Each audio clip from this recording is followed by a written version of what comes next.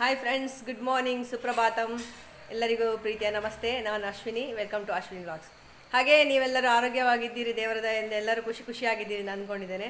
ನಾವು ಕೂಡ ಹಾಗೆಯೇ ದೇವರ ದಯದಿಂದ ಎಲ್ಲವೂ ಚೆನ್ನಾಗಿ ನಡೀತಾ ಇದೆ. ಹಾಗೆ ಇವತ್ತಿನ ದಿವಸ ಏನು ಅಂತ ಹೇಳಿದರೆ ತುಂಬ ತುಂಬ ತುಂಬ ಬ್ಯುಸಿ ಡೇ ಇವತ್ತು.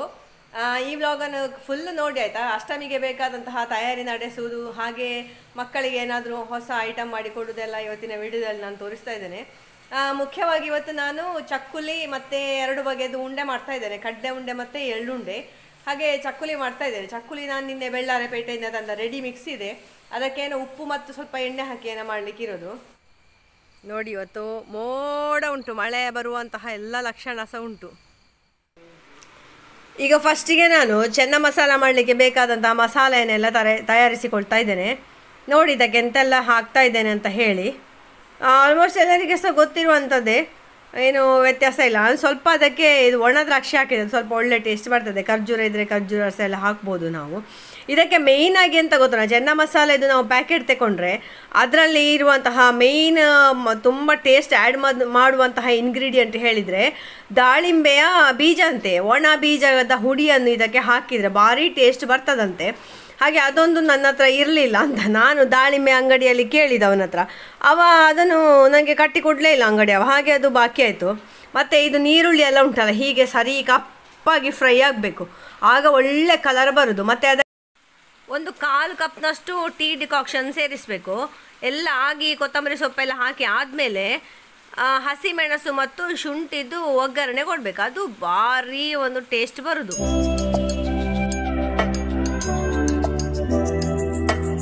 ಕಟ್ ಮಾಡಿದಂತಹ ಕೊತ್ತಂಬರಿ ಸೊಪ್ಪಿದೆ, ಇಲ್ಲಿ ಕುದಿಯುತ್ತಿರುವಂತಹ ಇದಕ್ಕೆ ಹಾಕಿ ಬಿಡುವ. ಇನ್ನು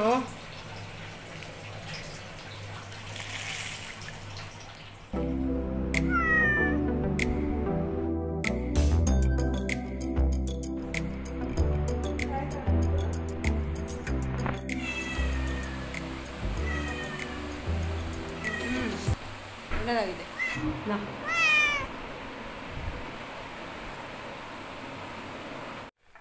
ನೋಡಿ, ನಾನಿವತ್ತು ತುಪ್ಪ ಕಾಯಿಸಿದ್ದು, ನಾಳೆ ಅಷ್ಟಮಿಗೆಲ್ಲ ತುಪ್ಪ ಬೇಕು ಅಂತ ಹೇಳಿ. ನಮ್ಮ ಊರಿನ ದನ ಅಥವಾ ಮಲೆನಾಡು ಗಿಡ್ಡದ ತುಪ್ಪ ಆಗಲಿ, ಹಾಲಾಗಲಿ, ಅಥವಾ ಈ ಬೆರಣಿ ನಾವು ಹೊತ್ತಿಸ್ತೇವಲ್ಲ ಅದರ ಹೊಗೆ ಆಗಲಿ, ಎಂಥ ಗಂಧದೆ ಪರಿಮಳ ಅಂತ ನಮಗೆಲ್ಲ ಮತ್ತೆ ಹೋಗಿದೆ. ನೋಡಿ, ಈ ಜರ್ಸಿ ದನಗಳ ಹಾಲು ಕುಡಿದು ಅದು ಸೆಗಣಿ ಎಲ್ಲ ವಾಸನೆ ಬರೋದು.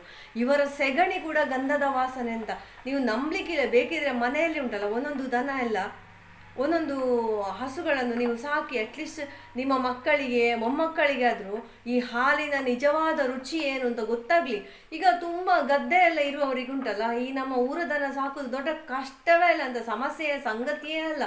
ನೀವು ಎಲ್ಲ ಒಮ್ಮೆ ಟ್ರೈ ಮಾಡಿ ಆಯಿತಾ, ಮನೆಯಲ್ಲಿ ಕಟ್ಟಲಿಕ್ಕೆ ನೋಡಿ. ಊರದನ ಕ್ರಾಸ್ ಎಲ್ಲ ಬೇಡ, ಡುಬ್ಬ ಇರುವಂಥದ್ದೇ ಆಗಬೇಕು. ಚಂದ ಅಂಬಾ ಅಂತ ಕೂಗುವಂತಹ ಒಂದು ಹಸುವನ್ನು ಕಟ್ಟಿ ಜಸ್ಟ್ ಟ್ರಯಲಿಗೆ ನೋಡಿ, ಅದರ ಹಾಲೆಲ್ಲ ಕುಡ್ದು, ಅದರ ಹಾಲನ್ನು ಕಾಫಿ ಟೀ ಎಲ್ಲ ಮಾಡಲಿಕ್ಕೆ ಮನಸ್ಸೇ ಬರಲಿಕ್ಕಿಲ್ಲ.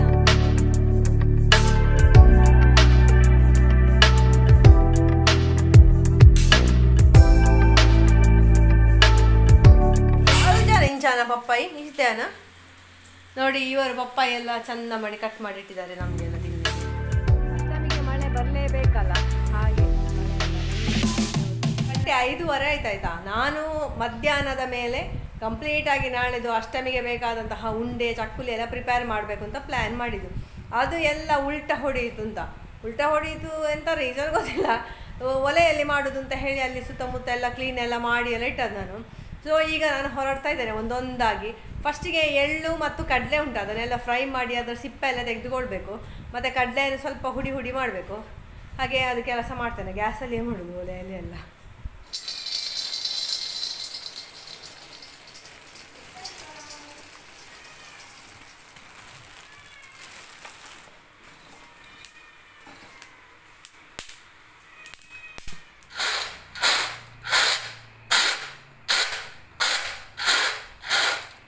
ಈ ಬೆಲ್ಲ ಪಾಕಕ್ಕೆ ಇಟ್ಟಿದ್ದೇನೆ ಉಂಡೆ ಮಾಡಲಿಕ್ಕೆ. ಇನ್ನೂ ಸಹ ನೋಡಿ ಪಾಕ ಬರಲಿಲ್ಲ. ಇಲ್ಲಿ ಎಳ್ಳು ಹುರಿತಾ ಇದ್ದೇನೆ.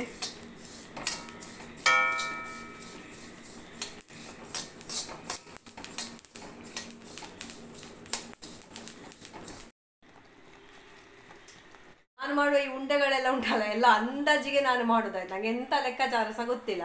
ಒಂದು ಅಂದಾಜಿಗೆ ಬೆಲ್ಲ ಪಾಕ ಬರಿಸೋದು, ಅಂದಾಜಿಗೆ ಇದು ಹಾಕೋದು ಎಲ್ಲ ಸಹ ಹೇಗೆ ಆಗ್ತದೆ ಗೊತ್ತೇ, ಎಲ್ಲ ದೇವರ ಇಚ್ಛೆ. ಒಳ್ಳೇದಾದರೆ ಒಳ್ಳೇದಾಗ್ತದೆ. ಈಗ ಒಂದೊಂದು ಸರ್ತಿ ಉಂಟಲ್ಲ, ನಾವು ಈ ಬೆಲ್ಲದ ಪಾಕ ಮಾಡಿದ್ದು ಸಡನ್ನಾಗಿ ಗಟ್ಟಿಯೆಲ್ಲ ಆದರೆ ಅದಕ್ಕೆ ಪುನಃ ನೀರು ಹಾಕಿ ನಾವು ಅದನ್ನು ಮತ್ತೆ ಸರಿಯಾದ ಪಾಕಕ್ಕೆ ತರ್ಬೋದು ಅಂತ ಹೆದರ್ಬೇಕಾದೇನು ಅಗತ್ಯ ಇಲ್ಲ. ನಮಗೆ ಗೊತ್ತಾಗ್ತದಲ್ಲ ಉಂಡೆ ಕಟ್ಟುವಾಗ ಸ್ವಲ್ಪ ಸ್ವಲ್ಪ ಹುಡಿಗೆ ನಾವು ಬೆಲ್ಲ ಹಾಕ್ತಾ ಮಿಕ್ಸ್ ಮಾಡ್ತಾ ಹೋಗ್ಬೇಕು, ಆಗ ಏನು ಪ್ರಾಬ್ಲಮ್ ಆಗೋದಿಲ್ಲ. ಈಗ ಬಿಗಿನರ್ಸಿಗೆಲ್ಲ ಈಗ ನಾನು ಅಲ್ಲಿ ಕಡಲೆ ಹುಡಿ ಮಾಡಿ ಇಟ್ಟಿದ್ದೇನೆ. ಕಡಲೆಗೆ ಈಗ ಒಂದು ಸ್ವಲ್ಪ ಕಡಲೆಗೆ ಇದನ್ನು ಹಾಕಿ ಸಣಿಲಿಕ್ಕೆ ಬಿಟ್ಟು ಮತ್ತೆ ಉಂಡೆ ಮಾಡ್ತಾರೆ, ಆಗ ನನಗೆ ಗೊತ್ತಾಗ್ತದೆ ಪಾಕ ಸರಿ ಉಂಟಾ ಇಲ್ವಾ ಅಂತ.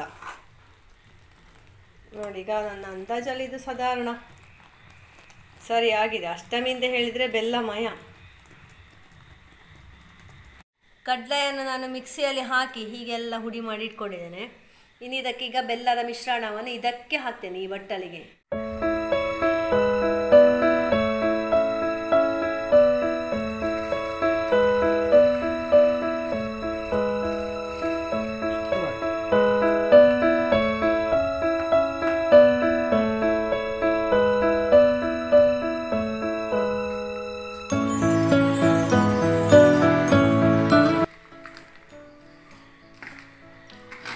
ಇನ್ನಿದು ಪಾಕ ಸ್ವಲ್ಪ ತಣಿಬೇಕಿಲ್ಲ, ಅದೇ ನಮಗೆ ಕೈಯಲ್ಲಿ ಮುಟ್ಲಿಕ್ಕೆ ಆಗೋದಿಲ್ಲ. ಹಾಗಂತ ಫುಲ್ ತಣಿಲಿಕ್ಕೆ ಬಿಟ್ಟರೆ ಸಹ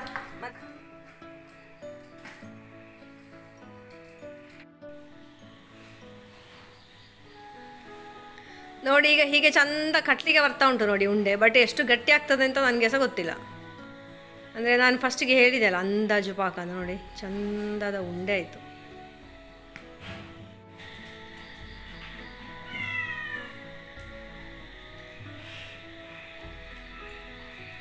ನೋಡಿ ಕಡಲೆ ಉಂಡೆ ರೆಡಿ ಆಗ್ತಾ ಉಂಟು.